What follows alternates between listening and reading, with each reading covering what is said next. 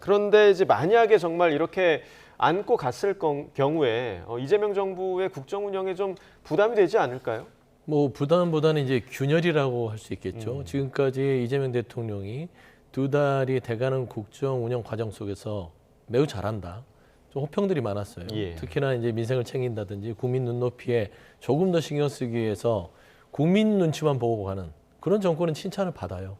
그런데 국민 눈높이에 맞는 인사를 이번에 할 거라고 생각했는데 이준수 교육부 장관 후보자는 나름대로 정리가 됐는데 강선우 후보자에 대해서 왜 이렇게 멈칫대고 강행할 것 같지? 갑자기 국민들이 의아해합니다. 지난 2달은 그렇지 않았는데 예. 국민 주권 정부인데 그리고 이재명 대통령의 정치 철학이 억강부약이다. 강한 사람을 억누르고 약한 사람을 세워서 평등한 세상을 만드는 그런 정치 철학을 실현하려고 노력하는데 강선우 여가부 장관 후보자의 어떤 강행 의지가 비춰지면서 지금 멈췄습니다.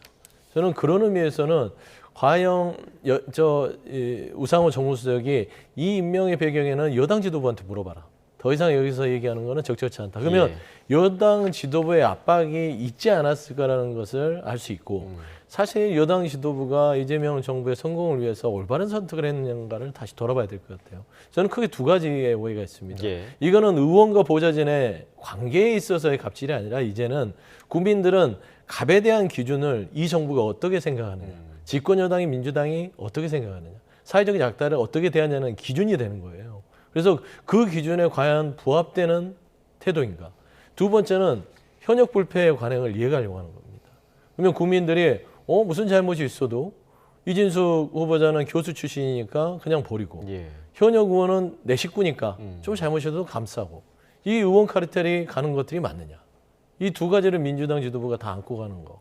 이거는 이재명 정부에 도움이 안 되기 때문에 저는 이번에 아직 좀 앞서 얘기했듯이 시간이 남았기 때문에 저는 조금 더 숙고하는 결정들이 좀 이루어져야 되지 않을까. 좀 그런 말씀 좀 드리고 싶습니다. 아직 완전한 결정이 이뤄진 건 아니지만 대통령실에서 사실 이번 고민을 하면서 국민 여론을 지켜보겠다라는 입장을 계속해서 이제 냈었는데 사실 지난 금요일에 발표된 그 갤럽 여론조사 결과에서는 오히려 국정 지지율이 상승하는 듯한 그런 느낌을 줬는데 오늘 하락했습니다. 오늘 리얼미터 결과가 2.4%포인트 마침 오늘 하락을 해서 근데 이 조사기관에서 그 이유를 분석을 한 게 이제 인사 문제를 꼽은 것 같아요. 그러면 일단 어제 그런 발표를 낸 거였고 오늘 이러한 결과가 나왔으니까 그럼 오늘 이후에는 또 입장이 바뀔 수도 있을까? 이런 생각도 좀 들거든요.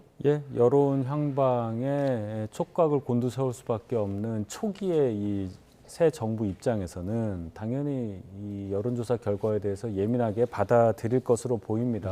물론 이제 이것은 통계적 예측치니까 절대적인 것은 아닐지라도 이 조사를 수행한 여론조사 기관에서 얘기를 했잖아요. 인사 문제가 아마도 원인일 거다 이렇게 얘기를 하고 있어요. 사실 새 정부가 출범한 지 한 달 조금 넘었기 때문에 특별한 업적이 있을 수가 없습니다. 결국 국민들이 판단하는 것은 인사를 어떻게 하느냐 이것이 주가 될 텐데 지금 이 강선우 후보자 지명으로 인해서 벌써 좀 얼마째입니까? 몇 주 동안 계속 이런 얘기들이 나오잖아요. 이건 정권에 큰 부담이 된다는 것은 아마 누구도 부인하지 않을 겁니다.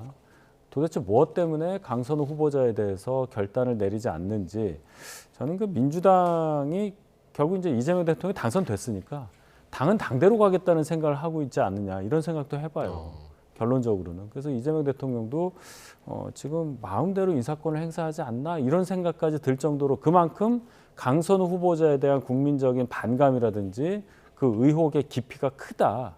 이걸 더 제가 강조하고 싶습니다.